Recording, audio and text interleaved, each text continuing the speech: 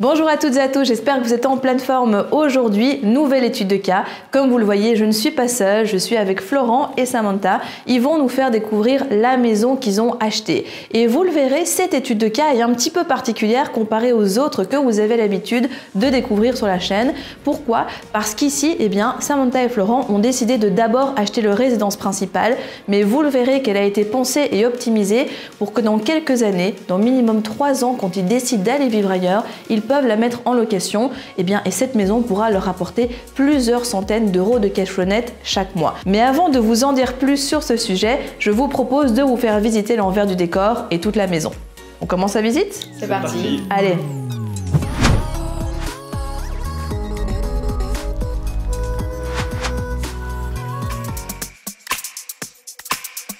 Donc on a acheté une maison à l'eau de Linsart, 4 façades, unifamiliale. Il y a 180 mètres carrés au sol. On va d'abord y vivre dedans pour la faire louer ensuite en colocation. Donc on va faire une location pour les jeunes étudiants ou les jeunes travailleurs pour 4 chambres. Donc ici on est vraiment on est à l'eau de Linsart, donc c'est tout près de l'échangeur, des écoles, de Rive-Gauche. Ouais, de Rive-Gauche, Ville 2 je pense. Ouais, c'est ça. Donc c'est parfait pour une colocation 4 personnes. Donc voilà, ici on est dans la cuisine. Le mur ici on va l'abattre. Donc c'est un mur porteur, donc voilà, on va tout abattre. On aura une cuisine en U, une cuisine de chez Ego, pas cher, simple. Un U ici. Pourquoi on a décidé d'abattre ce mur? C'est parce qu'en fait ici, donc le U revient. On aura une sorte de petite table pour déjeuner le matin. Donc voilà, avoir le mur derrière soi, c'est pas terrible. Et en plus, on va le voir juste après, mais on va passer à la salle à manger. On mettra sans doute une télé, donc voilà, pour cuisiner le soir, etc. C'est beaucoup plus convivial. 2 points importants qui sont intéressants de prendre en compte dans cette pièce-ci, c'est que donc le projet, comme je le disais, donc c'est une résidence principale. Eux vont d'abord y vivre, enfin vous allez d'abord y vivre, et puis ça va être mis en location, donc une colocation de 4 personnes. Donc c'est important quand vous faites les travaux de rénovation de penser aussi à l'après, parce que quand on achète sa résidence principale, parfois on a envie, et c'est normal à juste titre, de mettre des beaux mobiliers, de parfois casser un petit peu au niveau des prix, parce qu'on achète des mobiliers, des finitions qui sont assez chères. Mais comme on sait qu'on va le mettre en location, c'est important toujours d'anticiper et de faire en sorte, notamment de prévoir comment est-ce que sera le bien, comment est-ce qu'il sera aménagé au moment de la mise en location aussi. Et dans ce cas-ci, c'est pour ça que vous avez décidé d'aménager cette cuisine aussi, parce que vous avez anticipé le futur et le confort des futurs locataires avec le salon qui sera ouvert. Donc ça, c'est très important quand vous avez une stratégie un petit peu hybride d'achat de résidence principale et puis ensuite de location, comme l'ont ici Samantha et Florent. Ensuite, point par rapport au mur porteur, très important aussi, c'est que souvent les corps de métier, les artisans vont dire pas de souci, je gère, moi je sais casser un mur porteur, je sais mettre des linteaux, il n'y a pas de problème, ça va tenir. Sauf que faites très attention à ça. Si jamais les linteaux ne sont pas suffisamment mis, pas suffisamment calibrés et qu'au final l'artisan ne s'y connaissait pas aussi bien qu'il ne le pensait, en cas de problème, l'assurance pourrait ne pas vous suivre et donc ne pas vous indemniser, et ça peut représenter énormément d'argent suite à un sinistre. Donc très important de passer toujours par un ingénieur de stabilité qui lui va vous calculer, qui va vous faire les plans et ensuite sur base de ça les transmettre à l'entrepreneur. Comme ça, si jamais il devait y avoir un souci, ce qui normalement ne devrait pas arriver, mais sait-on jamais, vous pourrez retourner les plans et les calculs auprès de l'assureur et donc vous serez totalement indemnisé. Donc ici on est dans la salle à manger. Voilà, donc on est occupé de traiter l'humidité sur le mur. Il y aura une table sans doute ici, avec une télé sur le mur ici. Comme ça, quand on mange, c'est agréable de regarder la télé. Et puis, vu que le mur dont on parlait juste avant va s'écrouler, il y aura directement la cuisine et la salle à manger ensemble. Ça donne plus d'espace, c'est mieux, quoi. Ça fait un effet de plus grand dans la maison. Donc ici, on est dans le salon, une pièce de 18 mètres carrés, avec une grande vitre qui donne beaucoup d'humidité sur la pièce, ainsi qu'une porte-fenêtre. Alors la porte-fenêtre, on va la déplacer parce qu'en fait, elle gêne complètement, tout simplement. Pour mettre un canapé et une télé, pour avancer ça ici, c'est pas idéal. Donc on va déplacer la porte-fenêtre sur la gauche. Et donc on aura vraiment un coin salon cosy. Donc on va faire un faux plafond pour économiser de l'énergie par rapport au radiateur. Et on va aussi casser la cheminée pour un gain de place de nouveau. Je trouve ça plus propre d'avoir un mur tout plat qu'une cheminée qui apparaît, quoi, tout simplement. Tout à fait, et c'est vrai que c'est important pour, dès que vous avez la possibilité de récupérer de l'espace, de le faire. Alors il faut que ça ait un sens aussi, parce que vous allez la casser vous-même, la cheminée, mais en général on demande quand même entre 600 et 800 € pour casser une cheminée par un professionnel. Donc imaginez, au plus il y a de cheminées, au plus la facture devient chère. Et c'est vrai que dans le budget travaux, on n'a peut-être pas toujours ce budget-là juste pour casser les cheminées. Donc ça doit être fait quand ça a du sens, pour récupérer de l'espace, ou parce que vous faites vous-même, ou que vous avez du budget à allouer à ça. Aussi, ce qui est très important, et vous l'avez bien souligné, c'est le fait de placer un faux plafond pour limiter la facture énergétique, parce que dans des pièces qui sont assez grandes, où les plafonds sont assez hauts, c'est chouette parce qu'on a une sensation de volume, on sent bien, et c'est d'autant plus qualitatif. Par contre, c'est sûr, et surtout quand on le met en location, que les personnes ne font pas toujours attention à bien éteindre les chauffages, etc. Surtout quand on loue à des jeunes actifs sans pouvoir avoir de préjugés quelconques. Et donc, tout ça va faire en sorte qu'effectivement, vous allez pouvoir moins chauffer et donc avoir une facture qui vous coûtera moins cher. Et ça sera autant quelque chose de positif pour les locataires que pour vous au niveau de la gestion. Et alors, on ne l'a pas encore montré, mais on a une super terrasse qui est située juste là, qu'on va vous faire découvrir. Vous allez voir, c'est un super atout dans la maison. Donc voilà, ici on est sur la terrasse, c'est vraiment la plus-value de la maison. Surtout qu'on est dans un endroit calme, donc voilà, on peut faire du bruit, on peut faire un peu la fête. Il n'y a pas de souci, il y a de la place. Donc moi, nous, on imagine déjà un petit canapé, une petite table ici, quelques bières peut-être sur la table. Donc étant donné qu'il y a tout à refaire dans cette maison, et que nous, on va habiter dedans, donc on n'est pas pressé par pour faire louer la maison après. Donc je vais essayer de faire les travaux moi-même. Donc l'électricité, ça je sais faire. Là, tout ce qui est sanitaire, je vais le faire avec des connaissances. Et donc on va dire les gros postes que je vais sous-traiter, c'est le plafonnage et la chape de béton par terre. Sinon, tout le reste, c'est moi qui fais. Donc, j'ai pas non plus de pression au niveau du temps. Je peux faire ça à mon aise. Alors, nous, on a compté large. On a dit 1 an, vu qu'il y a quand même une bonne partie des travaux qu'on fait nous-mêmes, vu qu'on n'est pas tous les jours disponible dans la maison. On a compté 1 an. Maintenant, on espère que ça va être moins, mais voilà, 1 an, ça nous semble... 1 an pour y habiter, du moins. Ouais, ça nous semble pas forcément correct. Fini, mais pour faire le gros de la maison. Ouais. Sachant que nous, on va principalement travailler le week-end.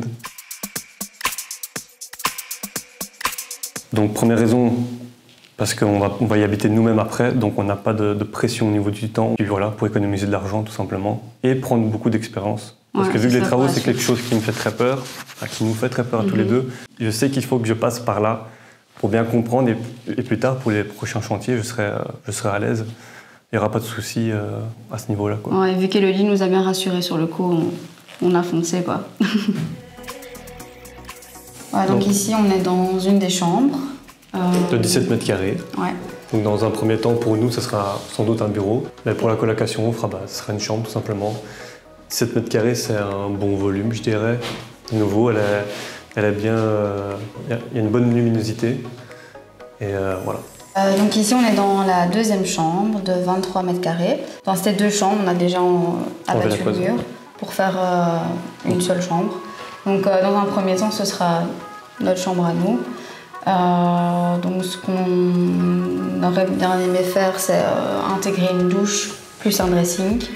Donc la partie douche sera ici, la partie dressing sera ici.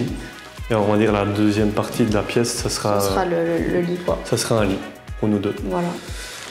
Et je pense que la douche aussi dans la chambre, c'est une bonne plus-value, donc on pourra la faire louer plus cher, etc. Ce qui est chouette dans la maison, c'est qu'on est sur des superficies au niveau des tailles des pièces de manière générale, mais aussi des chambres qui sont grandes. 23 mètres carrés ici, 17, à l'étage aussi, les chambres sont assez grandes. Donc tout ça va contribuer à créer un effet coup de cœur. Et pareil, pour la petite douche qui sera placée ici, le dressing, la personne sera prête à payer plus cher pour avoir cette chambre-ci.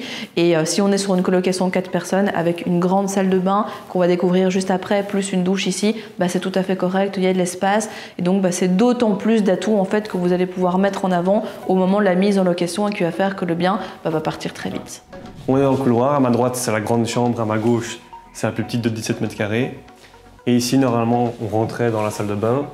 Ce que nous on va faire c'est quoi? C'est qu'on va cloisonner juste ici devant, mettre une porte devant moi ici et enlever ce mur. On voudrait aussi mettre une toilette dans la salle de bain et donc il faudrait quand même avoir assez de place pour avoir une douche, une toilette et un lavabo. Donc nous on préfère agrandir la salle de bain et puis voilà quoi. Tout le monde veut une grande salle de bain donc c'est parfait. Donc ici c'est une maison qui coûte 125 000 €. On a estimé à 70 000 € de travaux. Donc on a eu un financement à une quotité de 100%. Et donc il y a juste les frais de notaire qu'on a dû payer de notre poche. Mais étant donné que le cadastre est de 700 €, pardon, et qu'on va y habiter dedans, etc., on a eu les taux réduits au niveau du notaire. Et aussi on a eu l'abattement. Donc l'un dans l'autre, ça nous fait 15 000 € de frais de notaire. Et au niveau du taux, on a eu un taux à 1,54 sur 25 ans chez BNP Paribas. Donc voilà, on est dans le premier garage, donc la place pour une voiture. Dans ce garage, il y avait aussi la chaudière au mazout qu'on va changer, qu'on va même enlever parce qu'on va partir sur une chaudière au gaz qui prend moins de place. Donc voilà, une autre pièce de la cave où il stockait la cuve à mazout qu'on va enlever. Et en fait, ici, on fera simplement une buanderie. Voilà, quand on revient de faire des courses, on stocke ici les conserves, ou alors on mettra les machines à laver, séchoirs, etc. Enfin, voilà. Il y a de la place, on peut faire même les deux, donc on verra. À voir. À voir. Donc voilà, encore une petite pièce dans la cave, donc de nouveau ici aussi, on hésite encore si ce sera une petite buanderie ou alors sèche-linge, mais voilà, c'est toujours de l'espace et on va pas la gaspiller, on va l'utiliser au maximum et on est très content de ça. Et les futurs locataires seront aussi contents, je pense. Donc voilà, ici on est dans le deuxième garage, donc aussi très spacieux, la place pour mettre 2 voitures. Donc super intéressant aussi pour des jeunes travailleurs. Ce qui est intéressant ici notamment, c'est que comme on a la possibilité de pouvoir se garer, donc notamment il y a la place pour 3 voitures, eh bien on va pouvoir demander entre 50 et 60 € en plus par personne qui met sa voiture. Et donc pour vous dans ce cas-ci, ça va permettre d'augmenter la rentabilité et d'avoir forcément plus de cash flow net. Alors tout d'abord c'était pour moi, parce que moi j'aime bien l'investissement. Donc voilà, l'immobilier c'est ce qui m'intéressait et vu que je suis jeune, j'ai pas envie non plus de faire des erreurs, commencer avec une grosse dette. Donc j'ai préféré, j'ai découvert Elodie sur YouTube et donc j'ai directement pris un call avec elle et puis on est parti sur un coaching. J'étais je crois un des premiers même au début à faire un coaching. Donc, et Florent m'a bien vendu le truc donc je l'ai suivi bien entendu. C'est ça, voilà, un investissement en couple. Voilà.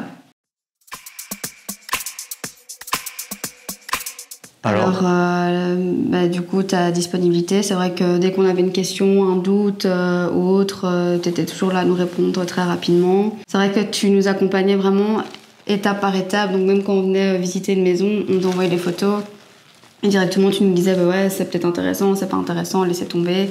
Donc voilà, moi personnellement c'est ça que j'ai beaucoup apprécié et je pense que non, c'est ça, t'as tout aussi. Ta disponibilité c'est vraiment ça. Vraiment le top, puis tes retours, tes petits conseils, tu nous rassures. Moi on est quand même 2 personnes où on a besoin d'être rassurés et donc ici voilà, on a quand même acheté une maison où il fallait faire beaucoup de travaux. Je pense que si on n'avait pas pris de coaching, on l'aurait jamais fait en fait.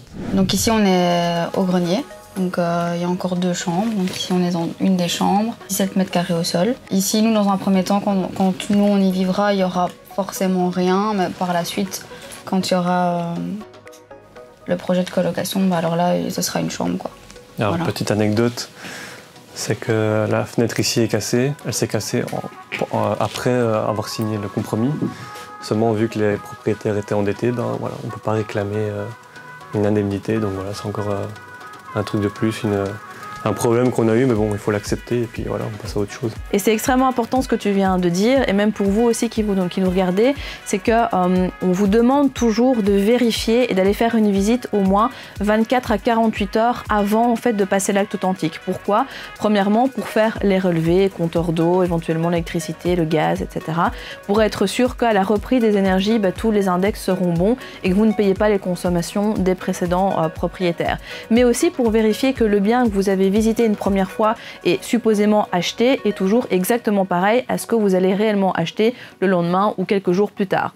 Et ça, c'est vraiment important parce que la plupart des gens ne le font pas. Et parfois, il y a des mauvaises surprises qui arrivent, des vitres qui sont cassées, des détritus qui sont encore là, des meubles qui devaient être enlevés, qui pourtant sont encore restés, tout ce qui s'ensuit. Et le truc, c'est que si vous n'avez pas été voir avant, eh bien le problème, c'est que vous ne pouvez pas, en fait, ou du moins difficilement, vous retourner contre les propriétaires, enfin, les anciens propriétaires, pour pouvoir faire réparer ce qui doit être réparé ou même vider ce qui doit être vidé.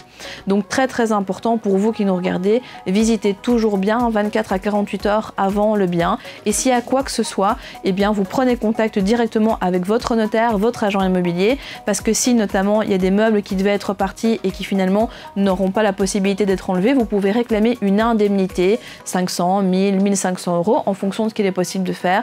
Pareil pour ce qui a été cassé, les propriétaires peuvent vous donner une indemnité, faire jouer leur assurance, tous ces petits détails, toutes ces choses en fait qui vont faire que vous, ça va être des frais, des tracas en moins, et au moins comme ça tout est bien réglé, parce que le problème c'est que quand vous êtes chez le notaire et que le lendemain vous remarquez qu'il y a des choses qui ne correspondent pas à ce qui devait être fait, c'est tout de suite difficile de refaire marche arrière. Pas impossible, mais difficile, donc pensez-y. Par contre, dans votre cas, c'est vrai que c'était un petit peu différent, et comme ils vous l'ont expliqué aussi, c'est qu'on a été dans une transaction qui a été extrêmement longue, extrêmement difficile, parce que les vendeurs étaient endettés, et donc dans ce cas-ci, effectivement, même si vous auriez été en droit de réclamer des indemnités pour la fenêtre cassée, des indemnités pour tous les matériaux, en fait, les détritus qu'ils ont laissés dans la maison, vous avez pris le choix de ne pas le faire, parce que ça a déjà été tellement compliqué avec eux, et de toute façon, étant surendettés, ils n'avaient pas la possibilité de payer une quelconque indemnité, et soyons honnêtes, ni une volonté de venir le faire à la place non plus. Donc dans certains cas, il faut savoir choisir ses batailles, et il faut savoir renoncer à certaines choses pour pouvoir avancer et arrêter de faire du surplace. Est-ce que c'est ce que vous avez décidé de faire? Donc l'un dans l'autre, voilà, dans votre cas c'est un petit peu particulier, mais sinon faites toujours bien attention à ce que je viens de vous expliquer juste avant. Voilà, ici c'est la dernière chambre, de nouveau une chambre de 23 mètres carrés au sol. Voilà, donc c'est mansardé. Souvent on me demande si je veux plafonner jusqu'à la pointe ou si je veux couper en fait plus bas. Mais nous on va faire jusqu'à la pointe pour donner vraiment un effet de plus grand, de grand volume. Donc c'est aussi un choix qu'on a fait. Au niveau de l'aménagement, enfin, on va rechecker toute l'isolation. Parce que voilà, ça a été fait, mais ça a été fait à la va-vite. Et ici de nouveau, ça c'est un mur porteur. Donc la proprio a mis des petites frigolites. Mais c'est clairement pas assez. Donc on va refaire toute l'isolation nous-mêmes. Et donc voilà, c'est vraiment quelque chose à checker avant de tout recouvrir, quoi. Parce que là, ça a vraiment été fait pas super bien, quoi, tout simplement. Bien sûr. D'ailleurs, je l'ai déjà recommandé et je connais des personnes qui sont dans l'information. Donc oui, je recommande à 100% le coaching et vous ne serez pas déçus, quoi. Alors nous, il faut savoir que l'acquisition de cette maison n'a pas été de tout repos. Donc ça fait quoi, 1 an et demi qu'on est dessus. Ouais, facilement. Voilà, on a visité la maison en décembre 2019. Et donc voilà, il y a eu des soucis dans la vente avec les vendeurs, voilà, qui ont eu des soucis d'endettement, etc. Donc ce qui fait que la maison est restée bloquée très longtemps. Ouais, très très longtemps. En fait, on devait faire l'acte en octobre 2020. Et voilà, donc là, ça a été reporté, il y a eu des entêtements, etc. On l'a appris au dernier moment. Nous-mêmes, on pensait sortir de la vente, mais c'était compliqué parce qu'il faut aussi payer les frais de notaire. Donc voilà, c'est appel à des avocats, etc. Pour au final que tout se débloque au dernier moment. D'ailleurs, on a fait appel à un avocat parce que c'est vrai que pendant à un certain moment, même notre notaire disait écoutez, faites appel à un avocat parce qu'on est complètement perdu dans la situation. Donc nous, on n'était pas du tout rassurés. On a fait appel à un avocat qui a quand même su débloquer la situation rapidement. Et ce qui fait que voilà, ça a quand même bougé. Et voilà, donc finalement, on a eu la maison. Ouais, c'est ça. On n'a pas lâché. On n'a pas lâché, non. Vous avez découvert aujourd'hui l'étude de cas du bien qu'a acheté Samantha et Florent. Qu'est-ce qu'il faut retenir comme point important de cette étude de cas? Premièrement, vous le savez, et Florent en a parlé tout à l'heure, il y a ce fameux débat, est-ce qu'on achète sa résidence principale ou est-ce qu'au contraire, on commence directement à investir?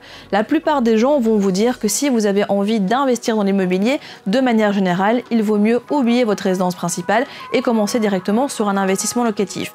Je ne suis pas tout à fait d'accord avec ce raisonnement-là et je vais vous expliquer pourquoi. Pourquoi? Tout simplement parce qu'en fait, c'est tout à fait OK de faire les deux. Je l'ai fait, Samantha et Florent l'ont fait, mais par contre, il faut être extrêmement stratégique et le faire de manière intelligente. J'entends par là qu'il ne faut pas mettre tout son cash en apport, il ne faut pas utiliser toute sa capacité d'emprunt, parce que c'est sûr que si vous le faites comme ça, que vous achetez la résidence principale coup de cœur, eh bien forcément, vous allez immobiliser beaucoup d'argent et vous allez être bloqué par la suite. Alors que, comme vous l'avez fait exactement, prendre un bien qui est relativement petit en termes de prix d'achat, capitaliser sur toutes les forces possibles et inimaginables, à savoir obtenir un financement à 100%, bénéficier de l'abattement grâce au revenu cadastral qui est faible, et également le fait d'avoir un crédit à 100% qui couvre à la fois 100% de quotité sur le prix d'achat plus ses travaux, a fait en sorte que au niveau de la capacité d'emprunt, ça ne change pas grand-chose pour vous. Vous payez même moins que si vous étiez locataire d'un autre bien immobilier, sauf que là, vous êtes propriétaire, vous capitalisez, vous amortissez du capital et tout ce qui s'ensuit. Et justement, le fait qu'on n'est pas locataire et qu'on est propriétaire et qu'on amortit du capital chaque mois fait que dans quelques années, vous allez pouvoir mettre cette maison en garantie et faire financer un autre projet. Et là, potentiellement même en étant financé à 125%, donc en mettant 0 € de votre poche. Et donc, en fait, quand on le fait de cette manière-là, il n'y a aucun problème. Le problème, en fait, c'est la plupart des personnes qui achètent une résidence principale plutôt coup de cœur, qui immobilisent énormément d'argent, qui immobilisent toute leur capacité d'emprunt, et donc au final, elles se retrouvent bloquées. Et dans votre cas, vous allez, dès que les travaux sont un petit peu plus avancés, recommencer et chercher un nouveau projet, cette fois-ci pour du locatif. Donc en fait, leur exemple et leur histoire vous montrent bien que si vous aussi, ça vous tient à cœur d'acheter votre résidence principale pour pouvoir vraiment capitaliser dessus et que vous n'êtes pas bloqué pour continuer à investir, vous pouvez le faire, mais attention d'être toujours bien prudent et stratégique en ce sens. Deuxième point intéressant qu'il faut retenir dans cette étude de cas, c'est que ça n'a pas été très facile pour pouvoir être officiellement propriétaire. Mais par contre, votre histoire, elle est inspirante parce qu'elle montre à toutes les personnes qui nous regardent en fait qu'il ne faut jamais rien lâcher. Vous avez visité un bien qui vous plaisait, dans lequel il y avait du potentiel, tant pour votre propre logement que pour après la mise en location. Et malgré le fait que c'était difficile, malgré le fait que les vendeurs étaient surendettés, malgré le fait que vous avez dû mêler un avocat à tout ça, devoir passer des nombreuses heures au téléphone, par mail avec les notaires et différentes parties, eh bien, ils n'ont rien lâché et finalement, ils sont venus à bout de ce projet. Et vous l'avez découvert ici aujourd'hui en vidéo. C'est un projet, c'est une maison qui a énormément de potentiel. Et donc, vraiment un message pour vous, ne lâchez rien. Si même pour vous, vous avez quelques difficultés, si la transaction parfois est un petit peu plus longue que prévu, si au final il se passe quoi que ce soit, il y a des embûches sur votre parcours, ne lâchez rien parce que si le projet en vaut réellement la peine, vous serez vraiment satisfait d'avoir été jusqu'au bout. Et je pense que vous pouvez confirmer que maintenant vous êtes officiellement propriétaire, vous êtes content de ne rien avoir lâché. Donc vraiment, ne faites pas en sorte que les difficultés vous arrêtent dans votre projet immobilier. Et troisième point important, c'est qu'en matière de travaux, surtout dans une stratégie hybride où à la fois c'est une résidence principale et puis une mise en location, c'est que comme je vous le disais précédemment dans la vidéo, vous devez vraiment faire attention à vous projeter et surtout avoir des travaux qui vont durer dans la durée justement parce que le moment où ils mettront le bien en location, c'est pas à ce moment-là qu'il faudra refaire de nouveaux travaux pour que ça soit aux normes pour les futurs locataires. Donc tout ça, ça se présente et ça se pense en amont. Également, sur la question de est-ce qu'on fait les travaux soi-même ou pas, quand on y habite dedans, quand on a du temps à y mettre et qu'on a aussi envie d'apprendre, effectivement, ça peut avoir du sens de le faire soi-même. Grâce à ça, ça permet d'économiser énormément d'argent. Par contre, attention que dans votre cas, peut-être que si vous regardez cette vidéo et que vous voulez directement faire de l'investissement locatif, que vous n'y connaissez rien, que vous n'avez pas de temps à louer aux travaux, eh bien ce sera plus intéressant pour vous de faire appel directement à une entreprise de rénovation qui, elle, va vous faire gagner du temps, de l'argent, qui aura les compétences, qui auront les corps de métier nécessaires et faire en sorte que votre bien soit rapidement loué. Parce que vous le savez, quand on met un bien, quand on achète un bien pour le mettre en location, l'idée c'est d'aller le plus vite possible pour commencer à toucher ses premiers loyers.